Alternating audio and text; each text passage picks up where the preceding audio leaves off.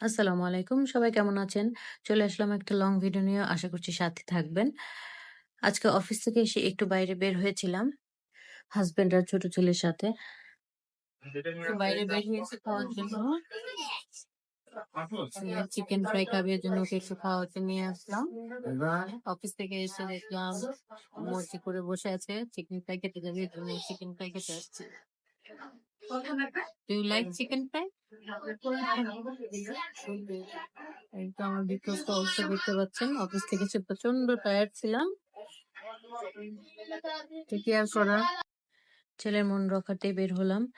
তো যাই হোক সবসময় KFC আর BFC তেই বসা হয় খাওয়ার জন্য যদি বাচ্চারা চিকেন ফ্রাই খেতে চায়। তো এবার আর KFC বা BFC তে বসিনি। দেখলাম নতুন আরেকটা রেস্টুরেন্ট হয়েছে ফ্রাই বাকেট। তো ওটাতেই গেলাম ট্রাই করার জন্য। আমার হাসব্যান্ডও বলল যে, "এটাতেই আসো দেখি ট্রাই করে কেমন লাগে।" এজন্যই যাওয়া। আর আমার বড় ছেলে কোচিং এ ছিল। তো আমার হাসব্যান্ড আবার ওকে কল করল যে, "আমরা এখানে আছি। তোমার কোচিং শেষ হলে চলে আসো।" আর আগামীকাল যেহেতু পহেলা বৈশাখ আমি আবার আমার হাসব্যান্ডের সাথে একটু দুষ্টামি করছিলাম। কালকে কোথায় ঘুরতে নিয়ে যাবা? বলো। তোমাকে জিজ্ঞেস করছি এই যে, তোমাকে বলছি কোথায় ঘুরতে নিয়ে যাবো কালকে? এসো এগো এসো এসো এসো। দুষ্টামি করতে, করতে সে জিজ্ঞেস করছিল আসলে কি বের হব কিনা? ছোট ছেলে অবশ্য কয়েকদিন ধরেই খুব বায়না করছে সে পহেলা বৈশাখে বাইরে যাবে। তো এসব নিয়ে কথা বলতে, বলতে এই তো বড় ছেলে চলে আসলো। ওর কোচিং শেষ। আর আমরা খাবারের জন্য ওয়েট করছিলাম।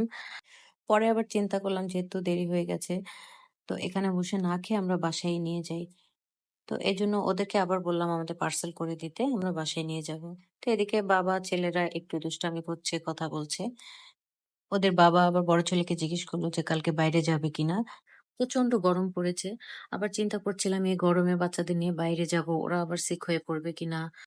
নরমালি এত ব্যস্ততার কারণে সবসময় সুযোগ হয়ে ওঠে না একসাথে বাইরে বের হওয়ার। পহেলা বৈশাখে অনেক বছর ধরে বাইরে বের হই না। এত গ্যাদারিং আসলে এখন আর ভালোও লাগে না। তবে ব্যস্ত জীবনের মাঝেও আমাদের মাঝে, মাঝে একটু নিজেদের জন্য সময় বের করা উচিত। নিজের ফ্যামিলির সাথে টাইম স্পেন্ড করা উচিত। এতে করে বাবা-মার সাথে সন্তানদের একটা আন্ডারস্ট্যান্ডিং ভালো হয়।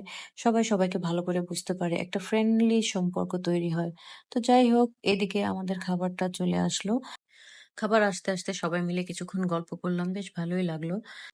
পরিবারের সাথে কাটানোর প্রতিটা মুহূর্তই আসলে আনন্দের। সবার এই আনন্দটাই উপভোগ করা উচিত। তো যাই হোক, আজকের ভিডিওটা এই পর্যন্তই। কেমন লাগলো আজকের ভিডিও অবশ্যই কমেন্ট করে জানাবেন। সবাই ভালো থাকবেন, সুস্থ থাকবেন। আমার ফ্যামিলির জন্য দোয়া করবেন। আল্লাহ হাফেজ।